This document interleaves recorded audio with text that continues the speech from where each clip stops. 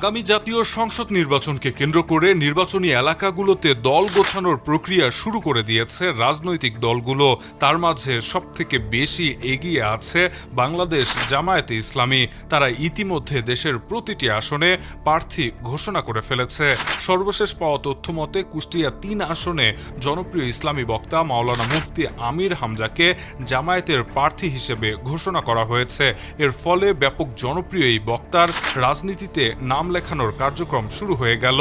রাজনীতির ময়দানে তার জনপ্রিয়তা কতটুকু অথবা রাজনীতির ময়দানে কতটা প্রভাব ফেলতে পারবেন তিনি, এটা আগামী নির্বাচনে বোঝা যাবে। তবে এই মুহূর্তে কুষ্টিয়া ৩ আসনে তিনি অন্যতম হেভিওয়েট প্রার্থী। উল্লেখ্য, কুষ্টিয়া ৩ আসনের সাবেক সংসদ সদস্য ছিলেন আওয়ামী লীগের যুগ্ম সাধারণ সম্পাদক মাহবুবুল আলম হানিফ। নৌকা প্রতীক নিয়ে তিনি দুবার নির্বাচিত হন। যদিও এই নির্বাচনে মাহবুবুল আলম হানিফের অংশগ্রহণ করা তো দূরের কথা, মাঠে প্রভাব ফেলারও কোনো সামর্থ্য নেই, কারণ তিনি এখন পলাতক। তবে এখানে বিএনপির হেভিওয়েট প্রার্থী ঘোষণা করা হতে পারে বলে ধারণা করা হচ্ছে।